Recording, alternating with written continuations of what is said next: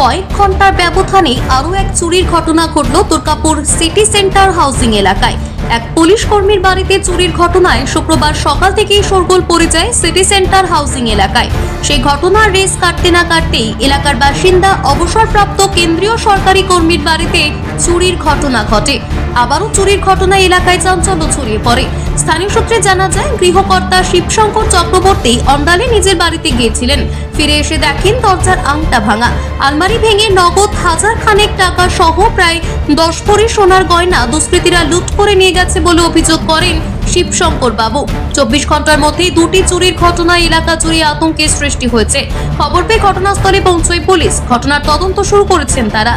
দুর্গাপুর থেকে সনাতন গড়াইয়ের report, TV news 10।